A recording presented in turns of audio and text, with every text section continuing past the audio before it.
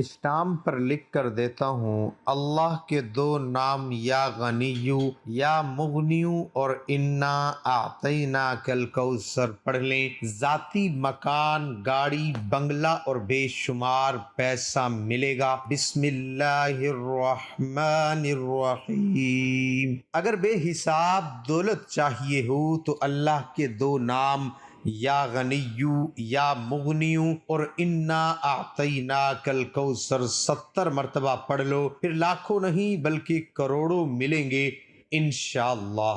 محترم ناظرین اکرام، آج آپ کی خدمت میں ایک ایسا معجزاتی وظیفہ پیش کرنے جا رہا ہوں کہ جسے آپ آج کے دن کریں گے اللہ آسانی کرے گا، کیونکہ یہ سورۃ کوثر کا وظیفہ ہے۔ سورۃ کوثر ایک ایسی سورت ہے جو کہ ہر ایک مسلمان بہن بھائی کو زبانی یاد ہوتی ہے۔ قرآن حکیم کی مختصر ترین صورتوں میں اس کا شمار ہے، اور تقریباً دنیا میں ایسی کوئی مسلمان کی زبان نہیں ہوگی جسے کہ سورۃ کوثر زبانی نہ آتی ہو۔ ناظرین اکرام، آج کا یہ وظیفہ انشاءاللہ اللہ تعالیٰ آپ کو لاکھوں کروڑوں کا مالک بنا دینے والا وظیفہ ہے۔ یہ وظیفہ کرنے سے آپ کے گھر میں اور کاروبار میں انشاءاللہ تعالیٰ اللہ پاک برکتیں، فضیلتیں، وسعتیں پیدا فرمائے گا۔ آپ لوگ اپنی کسی بھی مشکل کے لیے، کسی بھی حاجت کے لیے، کسی بھی پریشانی کے لیے اللہ تبارک و تعالی بزرگ و برتر کے دو نام اور سورۃ کوثر 70 مرتبہ پڑھ کر دیکھیں تو انشاءاللہ تعالی دولت ہی دولت ہوگی۔ مختلف احادیث مبارکہ کا مطالعہ کرنے سے پتہ چلتا ہے کہ بظاہر چھوٹی چھوٹی نیکیوں پر بڑے بڑے اجر و ثواب کی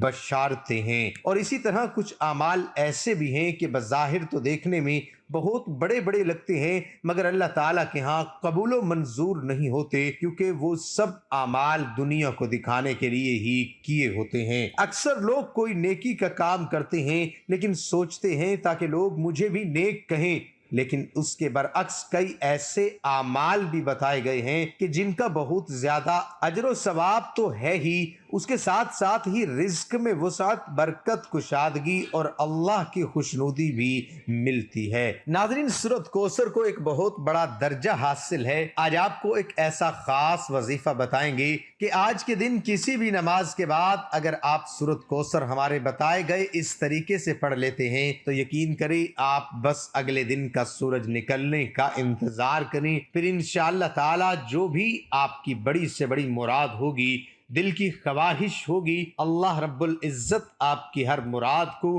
ہر خواہش کو اپنے فضل و کرم سے پورا فرما دے گا۔ اگر کسی وجہ سے یا کسی سبب سے آپ کی وہ حاجت پوری نہ ہو سکی تو کم از کم اس حاجت کے لیے اسباب آنا شروع ہو جائیں گے۔ اس صورت کی برکت سے با فضل خدا اللہ رب العزت کے آپ ہر طرح کی کامیابی سے مستفید ہوں گے۔ مسند احمد میں ہے کہ رسول اللہ صلی اللہ علیہ وآلہ وسلم کا ارشاد ہے، جو شخص اس سورت کو 10 مرتبہ پڑھ لے گا تو اللہ تعالیٰ اس کے لیے جنت میں ایک محل تعمیر کرے گا۔ ابو یعلا کی ایک حدیث میں ہے کہ جو شخص اس سورت کو 50 مرتبہ پڑھ لے تو اس کے 50 سال کے گناہ معاف ہو جاتے ہیں۔ ناظرین اکرام، یہ ایک ایسا وظیفہ جو کہ بہت خاص اور مجرب ہے، جس کے کرنے سے آپ کو بہت فائدہ حاصل ہوگا انشاءاللہ تعالیٰ۔ یہ تو ہر مسلمان ہی جانتا ہے کہ اللہ کے ناموں میں بڑی طاقت اور بڑا اثر ہے۔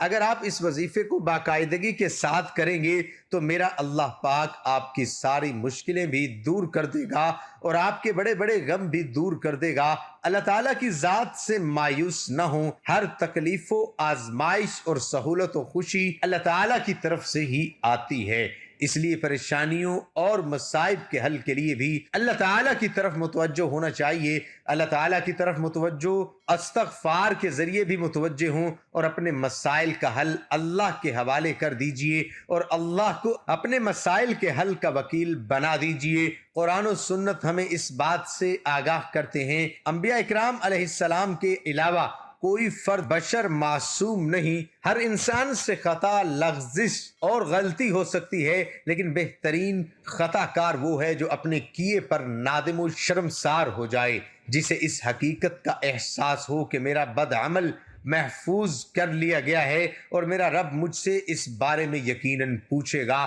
یہی وجہ ہے کہ صاحبان ایمان کو بار بار اپنے گناہوں کے سدباب کی طرف متوجہ کیا گیا ہے۔ قرآن کریم کی اکثر آیات مبارکہ توبہ و استغفار کی اہمیت بیان کرتی ہے۔ سینکڑوں احادیث مبارکہ میں واضح کیا گیا ہے ایسا نہ ہو کہ بندہ گناہ کا ارتکاب کرنے کے بعد مایوس و پریشان ہو جائے، بلکہ کتاب مبین میں خطا کاروں کے واسطے صاف صاف اعلان کر دیا گیا ہے کہ وہ اللہ کی رحمت سے نا امید نہ ہوں۔ حضور اقدس صلی اللہ علیہ وسلم کے پاک ارشاد کا مفہوم ہے کہ جو شخص ہر وقت استغفار میں لگا رہے تو اللہ تعالیٰ اس کے لیے ہر دشواری سے نکلنے کا راستہ بنا دیں گے اور ہر فکر کو ہٹا کر کشادگی عطا فرما دیں گے، اور اس کو ایسی ایسی جگہ سے رزق دیں گے کہ جہاں سے اس کو گمان بھی نہ ہوگا۔ حضرت ابو بکر صدیق رضی اللہ عنہ نے ایک مرتبہ عرض کیا کہ یا رسول اللہ صلی اللہ علیہ وسلم، مجھے کوئی دعا سکھائیے جو میں اپنے نماز میں مانگا کروں۔ اس پر حضور اقدس صلی اللہ علیہ وسلم نے ان کو وہی مشہور دعا تعلیم فرمائی جسے عام طور سے نماز میں درود شریف کے بعد پڑھا کرتے ہیں۔ اے اللہ، میں نے اپنے نفس پر بہت زیادہ ظلم کیا اور نہیں بخش سکتا گناہوں کو مگر تو ہی بس مجھے بخش دی، ایسی بخشش جو تیری طرف سے ہو اور مجھ پر رحم فرما، بلا شبہ تو بخشنے والا بہت مہربان ہے۔ اب اس حدیث پاک میں ایک بہت غور کرنے کی بات ہے کہ نماز تو پڑھی ہے جو کہ سراسر خیر و برکت اور عافیت ہے، اللہ تعالیٰ کا فریضہ ادا کیا ہے جس کی نیکی ہونے میں ہم مسلمان کو کوئی شک و شبہ نہیں ہے، مگر سوچنے کی بات یہ ہے کہ یہ فریضہ ادا بھی کس عظیم ہستی نے کیا ہے۔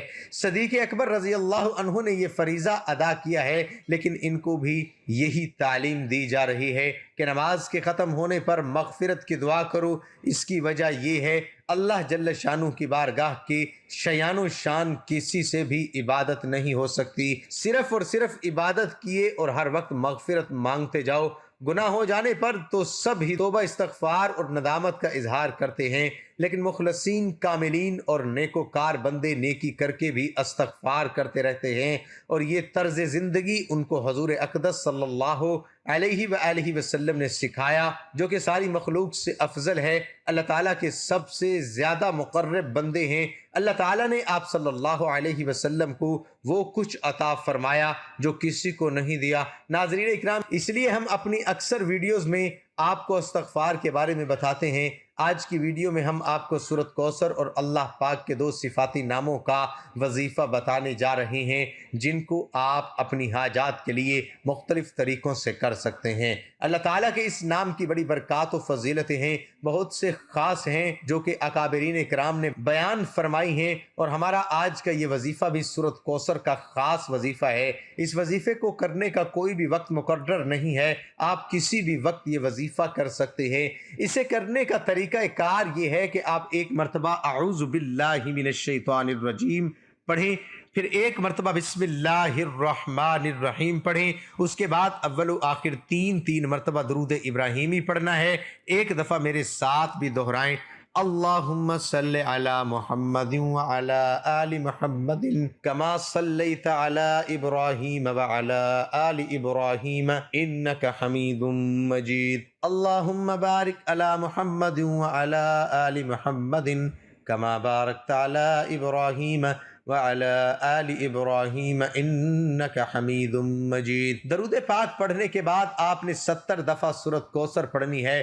سورۃ کوثر پڑھنے کے بعد آپ نے 100 دانوں کی ایک تسبیح پر اللہ تعالیٰ کے 2 نام یا غنیو یا مغنیو پڑھنا ہے، اور اس کے بعد 100 مرتبہ استغفر اللہ استغفر اللہ استغفر اللہ پڑھیں۔ ناظرین اکرام، دنیا کی ہر مشکل کا، ہر پریشانی کا اس وظیفے میں حل موجود ہے، لیکن وظیفے کے ساتھ ساتھ 5 وقت کی نماز بھی مکمل ادا کریں اور مسئلے کے حل کی مکمل جستجو بھی کریں۔ یہ وظیفہ رزق کے لیے بڑا ہی انمول وظیفہ ہے۔ استغفار کرنے سے رزق کی کشادگی ہوتی ہے اور بند تالے کھل جاتے ہیں، پھر سب تنگ دستیاں دور ہو جاتی ہیں، گناہ آسمان تک بھی پہنچ جائیں تو مغفرت طلب کرنے پر معافی مل جاتی ہے۔ ایک اللہ والے فرماتے ہیں کہ اپنی ہر عبادت میں استغفار سے آغاز کریں درود پاک کے بعد تاکہ ہم پہلے ہی اپنی ٹوٹی پھوٹی عبادات پر شرمندگی کا اظہار کر لیں اور وہ اس عمل سے راضی ہو کر ہمارا عمل قبول فرمائے۔ ہمیں استغفار کی بہت ضرورت ہے۔ جب نبی کریم صلی اللہ تعالی علیہ وسلم ہر روز استغفار کی کثرت فرماتے تھے تو ہمیں اس میں بالکل بھی کوتاہی نہیں کرنی چاہیے۔ ناظرین اکرام، اپنی دعاؤں میں تمام دنیا کے مسلمانوں کو بھی شامل کیا کریں۔ آخر میں دعا ہے کہ اللہ پاک ہمارے اس وظیفے میں کی گئی کسی